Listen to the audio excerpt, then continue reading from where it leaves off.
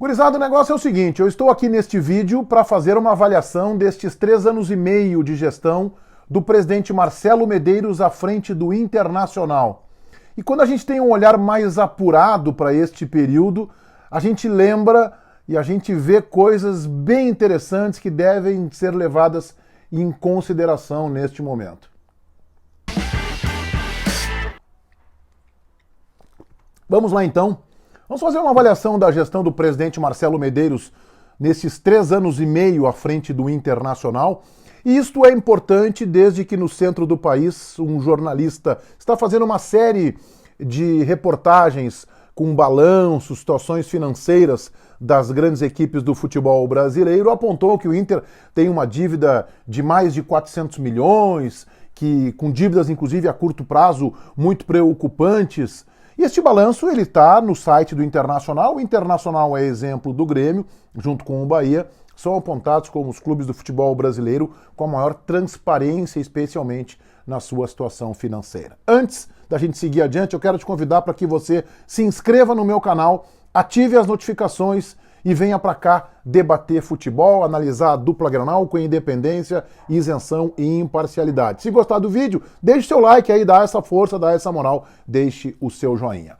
Muito bem, esta matéria que no centro do país chamou muita atenção e teve uma repercussão também no Rio Grande do Sul muito intensa e muito forte, ela não olha para alguns aspectos que são muito importantes quando a gente faz a avaliação de uma gestão. No caso, a avaliação da gestão do presidente Marcelo Medeiros, que está encerrando seu 2º mandato, 3 anos e meio praticamente ele está fechando agora, e terá aí mais um semestre, ou se as competições forem postergadas, talvez aí o seu mandato seja postergado até o final dessas competições, janeiro ou quem sabe fevereiro, ninguém sabe como vai ficar o calendário do futebol sul-americano e nacional.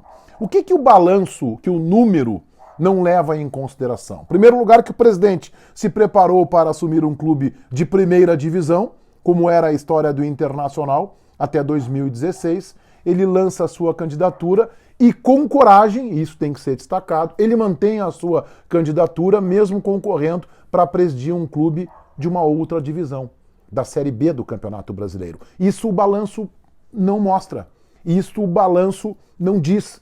Não cita. Quando você olha um número, você tem que olhar o contexto e a circunstância. E é esta a circunstância. O Internacional foi sempre um time de primeira divisão no futebol brasileiro. Quando o presidente Marcelo Medeiros assume em 2017, o Inter está na Série B do futebol nacional.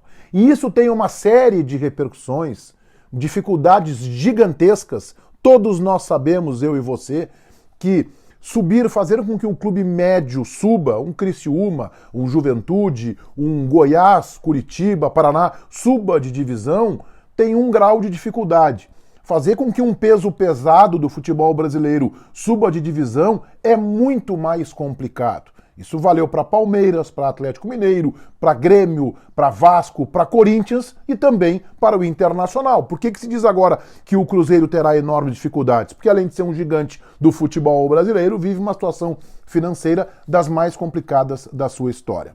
Uma outra situação muito relevante, muito importante, que o balanço, que a reportagem, que quando se fala em números, não está lá escancarado, não está lá escrito. O presidente Marcelo Medeiros assumiu um clube investigado pelo Ministério Público.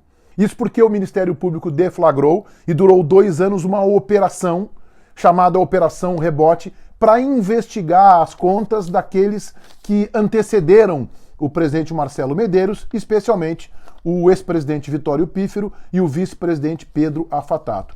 Bem, durante o mandato do presidente Marcelo Medeiros, esta operação do Ministério Público, Operação Rebote, foi deflagrada, ela caminhou, duraram 2 anos as investigações e a Justiça aceitou a denúncia. A Justiça aceitando a denúncia, ela tornou réus. Veja bem a importância dos cargos que essas pessoas denunciadas e que agora são réus ocupavam na direção do Internacional. Tornaram-se réu o presidente do clube, Vitório Pífero, 3 vice-presidentes, Pedro Afatato, Emídio Marques Ferreira e Carlos Pellegrini. E eles foram denunciados por lavagem de dinheiro, organização criminosa, estelionato e falsidade ideológica. Gente, não é pouca coisa. E outros 2 vice-presidentes, Alexandre Limeira e Marcelo Castro seguem investigados. Ainda não estão denunciados, ainda não viraram réus, mas tanto Limeira quanto Marcelo Castro seguem investigados. Nós estamos falando do presidente do clube, que virou réu, denunciado, e 3 vice-presidentes, Afatato, Emílio Marques e Carlos Pellegrini, que ocupava a pasta do futebol, com desvios milionários, com empresas fantasmas. É neste ambiente que Marcelo Medeiros assume um clube na 2ª divisão do futebol brasileiro. Bem, vamos para o futebol de Marcelo Medeiros, que há acertos e há alguns tropeços bem significativos. Ele disputou, vou pegar para competição, e eu vejo 3 problemas da gestão do presidente Marcelo Medeiros, 3 erros que ele cometeu. Primeiro, ele disputou 3 campeonatos gaúchos. Ele foi vice-campeão em 2017, perdeu para o Novo Hamburgo nos pênaltis, e aí eu acho que é um primeiro tropeço dele. Se ele tivesse começado a sua gestão ganhando o Campeonato Gaúcho, ele teria muito mais confiança no seu vestiário, no seu grupo de jogadores, para o desenvolvimento, inclusive, da própria Série B, que o Inter não venceu, mas atingiu o principal objetivo. Então, em 2017, a derrota para o Novo Hamburgo nos pênaltis, na decisão do Campeonato Gaúcho, é o primeiro tropeço da gestão de Marcelo Medeiros. Depois, em 2018, ele foi eliminado nas quartas de final, em 2 Grenais, vocês lembram? O Grêmio ganhou na Arena por 3-0, o Inter devolveu no Beira-Rio 2-0, mas foi insuficiente, acabou eliminado nas quartas de final. E em 2019, ele perde o Campeonato Gaúcho para o Grêmio na Arena nos pênaltis. Então ele disputou 3 campeonatos gaúchos e não ganhou nenhum. E aqui está um vacilo da gestão de Medeiros. Porque um dos seus antecessores, Giovanni Luigi, que também ficou 4 anos à frente do clube, ele não ganhou títulos significativos. Ganhou uma Recopa, consequência da Libertadores 2010, que o Inter havia conquistado, e foi lá, decidiu o título em 2 jogos e foi campeão. Mas ele manteve a hegemonia vermelha no Rio Grande do Sul por 4 anos. Giovanni Luigi foi tetracampeão gaúcho. Ah, isso não vale muito. Bom, mas ele pelo menos ganhou os campeonatos gaúchos, fez a reforma do Beira-Rio, também tem uma passagem importante pelo clube. Marcelo Medeiros até agora, tem mais um para disputar, se o futebol voltar em 2020, não ganhou nenhum campeonato gaúcho. Bem, na Copa do Brasil, em 2017, foi eliminado pelo Palmeiras nas oitavas, gol qualificado. Inclusive o Palmeiras foi beneficiado pela arbitragem, ok, mas foi eliminado nas oitavas pelo Palmeiras, que a gente sabe tinha um bom e tem ainda um bom time de futebol. Em 2018 foi mal, o Inter não chegou nem nas oitavas, eliminado na 4ª fase pelo Vitória, e em 2019 chegou ao vice-campeonato. E aí está um elogio e também um outro vacilo da gestão de Medeiros. Elogio por ele ter, em 2019, 2 anos depois de de voltar à primeira divisão, de ter feito o time subir de divisão no futebol brasileiro, já colocá-lo numa decisão de uma competição nacional.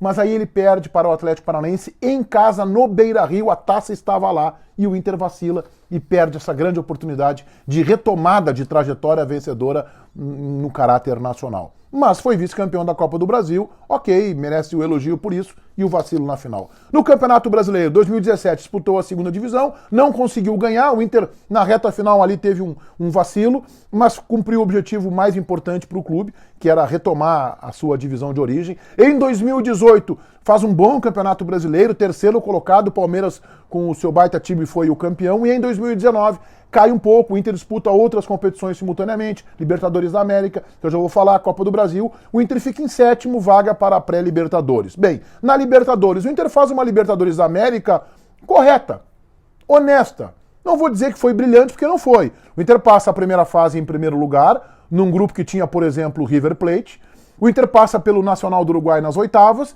e o Inter para no Flamengo nas quartas de final. Parou no Flamengo.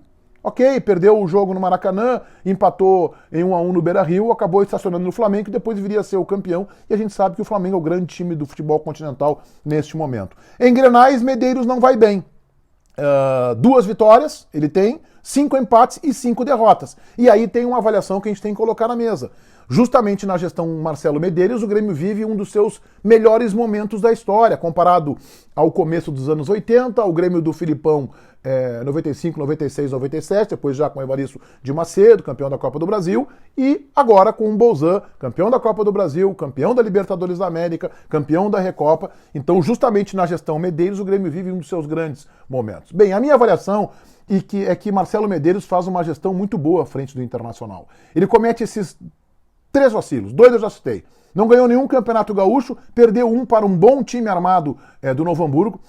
Teve a chance de ganhar a Copa do Brasil e vacilou justamente na decisão.